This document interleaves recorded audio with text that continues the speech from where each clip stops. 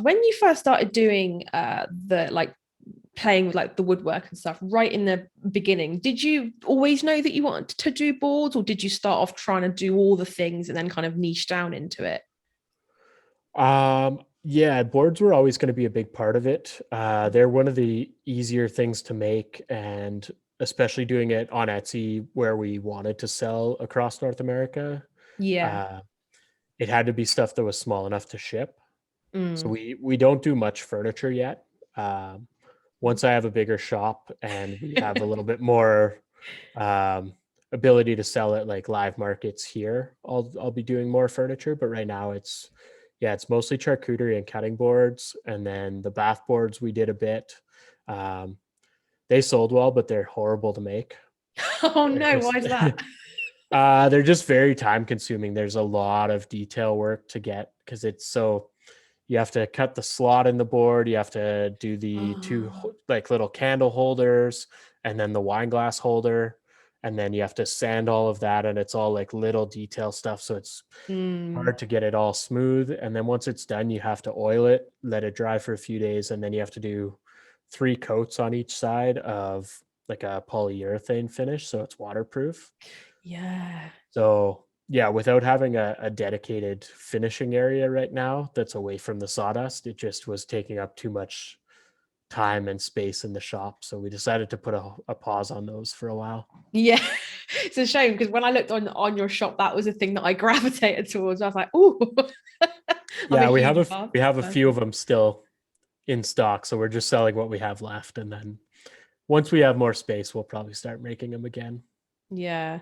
They sound amazing though, and the care and the attention that you put into it is amazing. I just love the sound of, I think it's great because you look at it and you you kind of you don't think about all like what you've just said, all of the detail that you have to go into it. But I think the more kind of the focus that you put on that you're like, every nook and cranny is literally sanded by me, it's oiled, it's treated, it's, Hmm. I think that's really, really good. I looked at your about section as well, and I love the fact that you've got like you making it and like you've like laid them all out so that you can see, look, that this isn't a mass produced thing, this is me making it, guess what, by hand.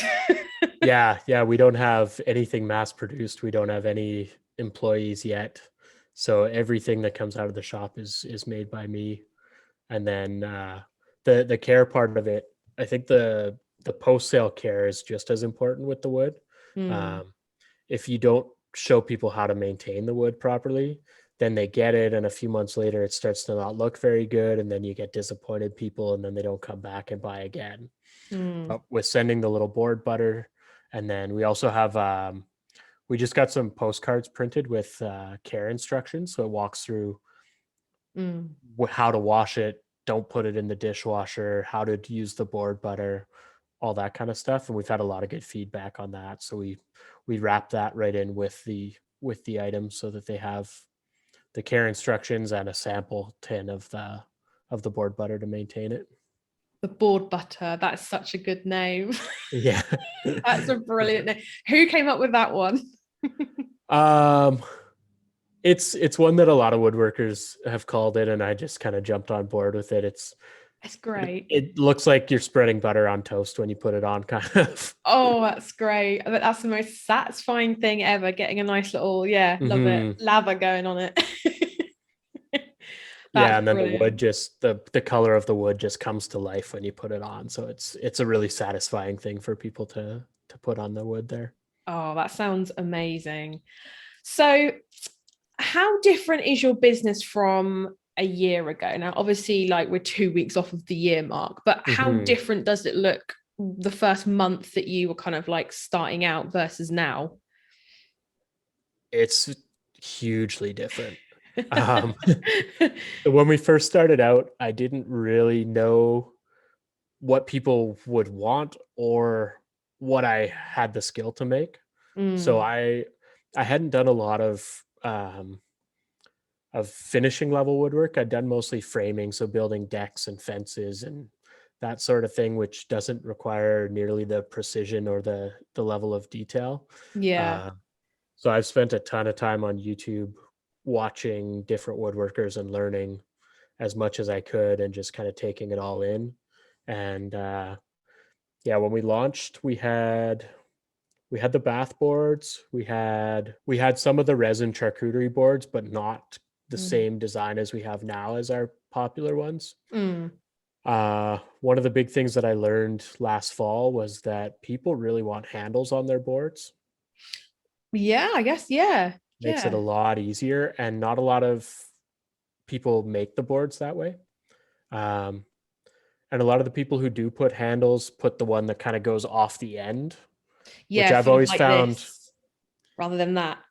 Yeah, or it's like you'll have the rectangular board and then they'll have the little piece of wood that kind of carves off the end as a handle. Gotcha. Yeah. Almost like a pizza oven tray kind of thing, that style Yeah. of a handle. Yeah. Uh, I've always hated those personally because they're really hard to put down on a table. I used to work in restaurants while I was going through university, and those things were the worst because it was really hard not to spill as you tried to put them down. Yeah. And it's also So trying to pick them up as well off of a table. You're sort of exactly. fumbling around trying to And get if there's them. a bunch of delicate little bowls that we're holding olives or whatever, Mm. they fall off and break really easily. So Yeah. um, yeah, those always drove me crazy. So we use just like a metal, the same kind of a handle as you'd put to open your kitchen cabinets. And we Really have good. one of those on each end of most of our boards. Um, so that was one big change. And then just our product lineup has almost completely changed. We've had a bunch of tool upgrades.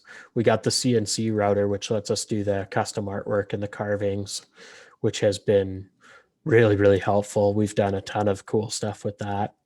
Um, and then, yeah, most of the product changes that have come in have been ideas from customers who've requested a custom order, and it turns out amazing. And then we start making more stuff like that. So it's nice. I haven't had to come up with too many of my own ideas because the customers tell me what they want, and then I can just transition Oh, it into something that works in the shop. that is amazing. And again, the power of knowing your target market, because once you start making one thing, then they Mm-hmm. request something slightly different and then slightly different. And then you just end up with Yeah. this lovely bunch of things that are still niched, but that they're going to want.